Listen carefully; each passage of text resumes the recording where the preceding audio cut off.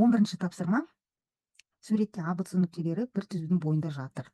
АБЦ. АН, мінекей, АН тең бізге НБ-ға және БЦ. Мынау үшеуі өзара тең. Үшеуінде де бір мындай сызық тұр. Осы үш қабырға бір-біріне тең дегенді білдіреді. АНБ 64 градусымен көрсетіліп тұр. АНЦ-ны табыңдар дейді. АНЦ, яғни мына бұрыш толығымен. Бізде бір бөлігі анда тұр ғой 64. Енді осыны толығымен табу үшін, значит, мен мына бұрышты табу керекпін, не 64-ке қосу керекпін. Бірақ ол 64-ке тең емес. Мынау қақ ортасынан бөлмеді. Мен оны қазір табу керекпін, неше градус екен. Бірінші мен мынау үш бұрышты қарастырайын. АНБ. Үш бұрыш АНБ-ны қарастырып жатырмын. Осы үш бұрыштан мынау екі қабырғасы тең. Значит, ол тең бүйірлі үш бұрыш. Екі қабырғасы тең болса, мынау табанда жатқан бұрыштары да өзара тең болады. Ал бір үш бұрыштың ішінде 180 градус болады. Сонда мен 180 градустан 64 градусты азайтып тастаймын. Сонда бізде қанша қалады? Екеуін бір-бірінен азайтқан кезде бізде шығады 116 градус. Мына екеуіне 116 градус беріліп тұр.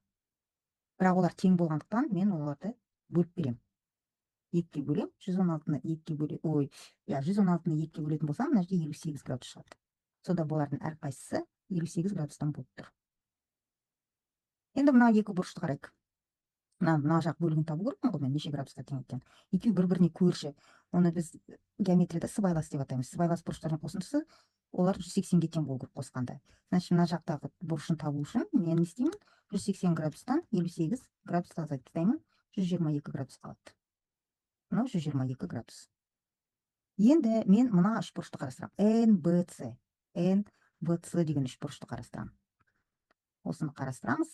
Бұл жерде мына екі қабырғасы тең болып тұр. Олай болса, мынау екі бұрышы да тең болады. Мынау мен іздеп жатқан бұрыш мынаған тең.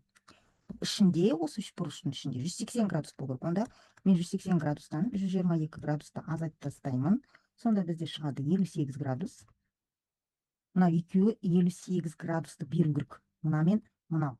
Ал олар өзара тең. Значит, мен 58-ді бөлемін 2-ге. Сонда шығады 29. Әрқайсы 29-дан болып тұр. Мынау 29 градус. Мынау да 29 градус. Енді мен мынау бұрышты іздедім ғой. Ол екі бөліктен тұр, 64 пен 29-дан. Значит, мен 64 градусқа 29 градусты қосамын. Сонда менде 93 градус шығады. Дұрыс жауабы С нұсқасы.